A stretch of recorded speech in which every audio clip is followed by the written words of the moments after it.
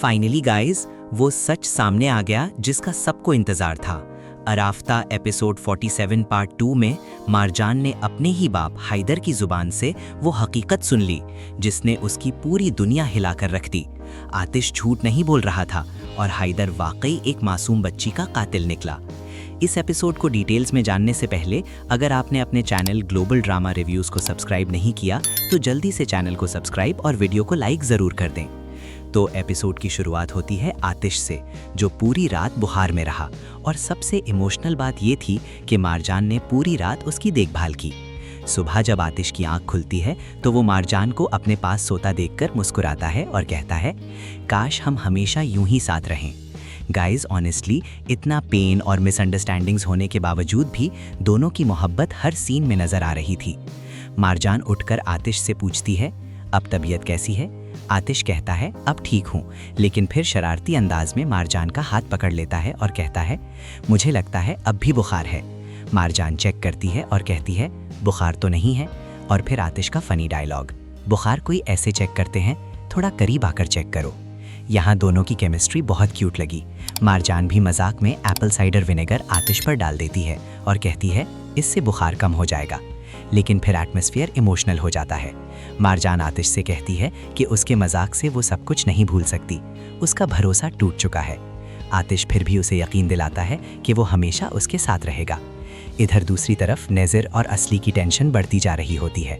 नेज़र गुस्से में असली को कहता है कि कंपनी पार्टनरशिप से निकलने के बाद अब उसका कोई फ़ायदा नहीं रहा, और सबसे डेंजरस बात ये थी कि नेज़र के पास असली के सारे राज हैं।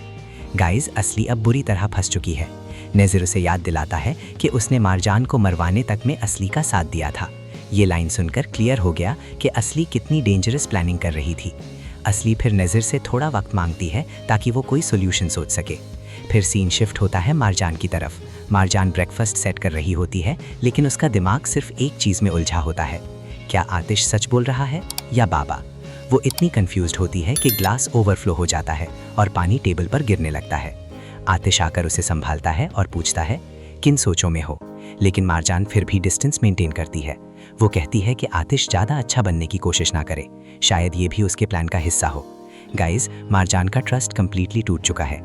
इस एपिसोड में बेहरत और मालिक का सीन भी बहुत अच्छा था। दोनों अपनी पुरानी नाराज़गियाँ ख़त्म कर देते हैं।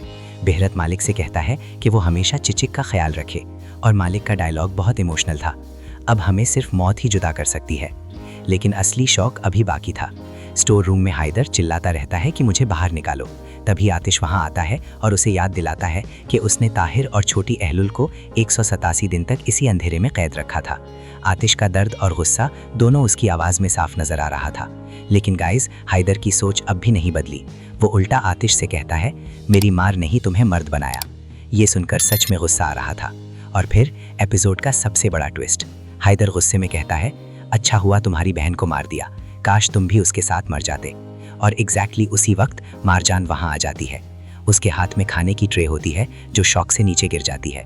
गाइस, ये वो मोमेंट था जहां मारजान को फाइनली पता चल गया कि आतिश सच बोल रहा था। उसका अपना बाप एक मासूम बच्ची का कातिल था। मारजान की आंखों में शौक, दर्द और टूट जाना सब कुछ साफ नजर आ रहा था। आतिश और हैदर दोनों भी मारजान को वहां देखकर हैरान रह जाते हैं। और यहीं एपिसोड एंड होता है एक मैसिव इमोशनल क्लिफहैंगर पर। मेरे ख्याल में अराफ्ता एपिसोड 47 पार्ट 2 ड्रामा का टर्निंग पॉइंट था। इस एपिसोड ने फाइनली सच को एक्सपोज कर दिया। अब मारजान के पास कोई कंफ्यूजन नहीं रही। अब असली सवाल ये है, क्या मारजान अपने बाप का साथ देगी या आतिश का? क्या हैदर अपने गुनाहों की सज़ा भुगतेगा? और क्या आतिश और मारजान की मोहब्बत फिर से एक हो पाएगी? अगर आप भी समझते हैं कि आतिश सच बोल रहा था और उसके साथ बहुत बड़ा जुल्म हुआ है, तो वीडियो को लाइक ज़रूर करें। चैनल सब्सक्राइब करना बिल्कुल मत भूलिएगा और कमेंट्स में ज़रूर बताएं, अगर आप मारजान की जगह होते तो क्या अपने बाप को माफ़ कर देते या आतिश का साथ देते? मिलते हैं नेक्स्ट इमोशनल रिव्यू के साथ।